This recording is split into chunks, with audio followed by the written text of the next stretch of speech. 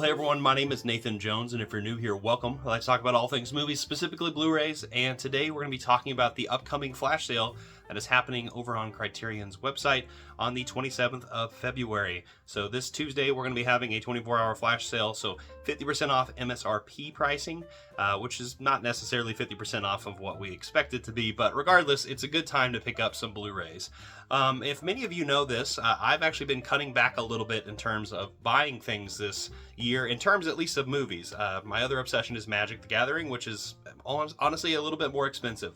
But regardless, I have been cutting back a lot on collecting, right? So in terms of movies. So I've actually only collected one thing this year, and my whole goal for the year is to only collect 24 titles, right? That includes box sets, discs, standalone discs. So far I've only bought one thing so far. So I decided, for this Criterion flash sale that's about to happen, I want to buy 3 things. So that way I can keep up, 2 per month per se. That way I can keep up to this, but also just get a few things that are on sale, when it's best time to buy things like this. So around this time, I always like to talk about kind of a top 10 recommendation. It's kind of an essential series of sorts of what I deem essential in the Criterion collection. So I like to do this every single time, but since I've been cutting back, I want to actually only talk about 5 titles. One of them is actually a box set, so there's 3 in there, but we're going to get to that in here in a bit. But before we jump into my recommendations for you that are essential in the Criterion collection, what are some of your choices that you're going to be picking up for this sale? I would love to hear your thoughts and comments down below. Maybe give me some ideas for my own choices for what I might pick up myself. So let's dive into the titles that I'd like to say are essential for any Criterion collector. All right, so let's go chronologically in order. And the first one I want to talk about is a film from 1952, fresh after World War II, Italy.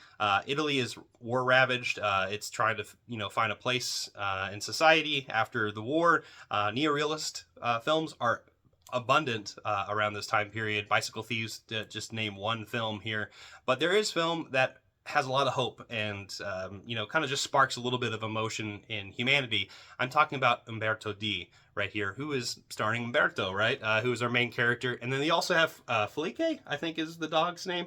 So these two are our main characters, and he's just trying to find a job. And you're just kind of following him around on these adventures, just kind of interacting with people. And it feels like a very realistic movie, hence the neorealism. It's a film that really will warm your heart. There's some pretty crazy antics that happen in this film, where there, some things could be a little bit more, fiction, but for the most part, this is a realistic expression of what life was like at this time period, especially in Italy. But it is just one of those films that really just fills your heart with a lot of warmth, like I said, and is one that I think a lot of people need to watch just to understand empathy for other people and the struggles that they go through. And Umberto D is an amazing film that everyone should have in their collection. I don't think I mentioned that was all in Italian. So this next one is a Czech trilogy right here, and this is actually probably a film collection that I like to talk about a lot on the channel. It spans the years from 1955, 1958, and 1962. I'm talking about The Three Fantastic Journeys by Carol Zeman. This is one of my favorite sets of all time, and honestly, I'm due for a rewatch, because when I remember watching this for the first time when it first came out, I think around 2019, 2020, this was kind of just groundbreaking to me. I've always been a fan of animation and the stop motion style, I suppose, around this time period. But there's also a film in here, right here, Journey to the Beginning of Time, that was a remake that happened, that we remade it in English. That version is on here as well, and I watched it as a kid, so I have a lot of memories with this particular film of seeing these young boys kind of go through this tunnel into stepping back in time to prehistoric times and seeing a lot of dinosaurs, but in stop motion. So I don't think I've sold this enough. These are 3 different tales of stop motion. One is the one I just mentioned, talking about kind of going back to this beginning of time. One is Invention for Destruction, which is a really cool kind of almost like Cold War-esque submarine kind of a battle that I really, really enjoy. It's very zany, but it's kaleidoscopic. It's amazing. And then there's also the fabulous Baron Munchausen in the early '60s, another wild film that Terry Gilliam would have a lot of inspiration from. And this is just one of those coolest sets where it comes with a lot of extra stuff. It comes with 3D things. Comes with this nice little pamphlet. Almost feels like it's a sideshow thing. But if you open it up, you see like the woolly mammoth pop up. You see an invention for destruction right here. And there's the hot air balloon that comes in this film. And then in the fabulous Baron Munchausen, here comes a cannon. Here comes a person flying out of a cannon. So this is just one of the coolest designed box sets that Criterion's ever put out, and it's just one of the most delightful things. This is like a Saturday morning matinee. If you want to watch these films, this is the type of film you want to watch on a Saturday morning. Just have yourself a delightful start to the day, and I highly, highly recommend you get the Three Fantastic Journeys by Carol Zeman. This is one of the best box sets on the market, and I highly recommend it. All right, so next we're going to go to an American classic that I think everyone should probably already own, but if you don't, this is a reminder of this, and it's also February, so it's a weird timing to talk about it. But I'm talking about the 1968 film, the landmark film, Night of the Living Dead, from, George A. Romero, kind of a big deal. This is one of the best zombie films of all time. It's the classic zombie film. Obviously, there's things like White Zombie that exist and things that came out prior to this. But this is very groundbreaking because it gets a lot of that social consciousness, even if, the director didn't really have that in mind.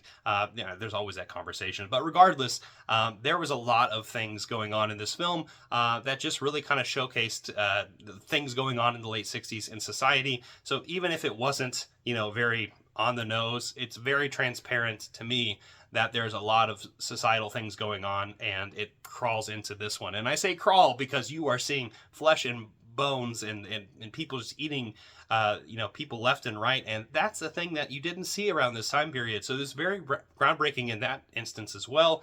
It kind of showcased the modern zombie and the zombies that we would know today. Obviously there's iterations of it, but this is a classic film. This is a classic film. This is a free film too. If you want to watch this movie, you can watch it on YouTube.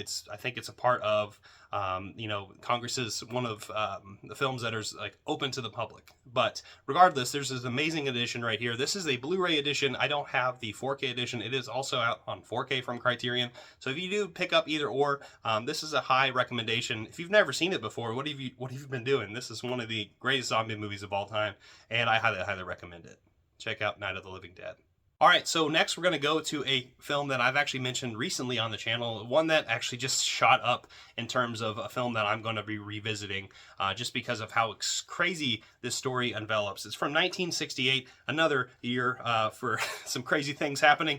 I'm talking about Targets right here. So Targets is starring Boris Karloff. It's directed by Peter Bogdanovich, who, makes some pretty good movies, I suppose. But this is a crazy film. Boris Karloff is only in half of the movie. The other half is of this family where some dysfunction happens at the beginning, and I won't spoil it, but these two worlds collide in the craziest of ways. And honestly, it's something to just watch, and I can't explain it. I want people to watch that experience and have those two kind of stories just collide in a very explosive way. You can kind of already tell here.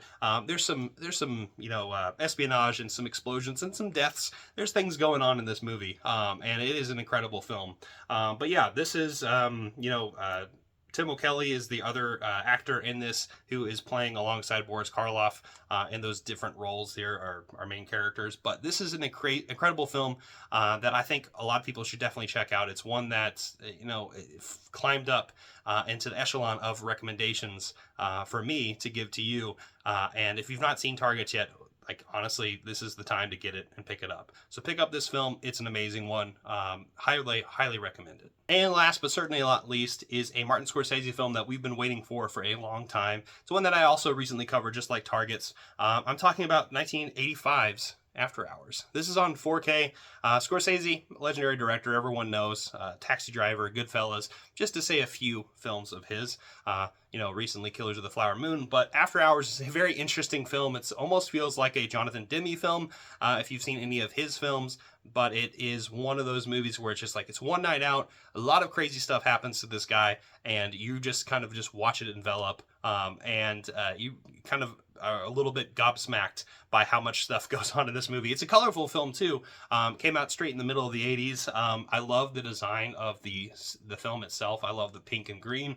But yeah, this is just one of those films that has a great cast too. One that you don't really hear about for much. Rosanna Arquette and Griffin Dunne, just for instance. But man, oh man, this is an amazing film that I think everyone should definitely check out. And the fact that we finally have it on physical media outside of a DVD or a VHS is incredible. And this is definitely the time to pick it up. And 4Ks in general are definitely something you should be picking up for the Criterion flash sale that's happening on the 27th. So with that being said, I hope you enjoyed my little small bit of recommendations. I hope you enjoyed it. I'll be back for more. There's more things going on in the pipeline of movies for myself and in collecting as well. So I'm not gone yet. So anyway, I appreciate your time.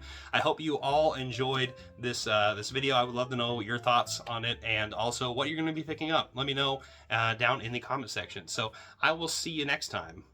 I'm not jonesing around.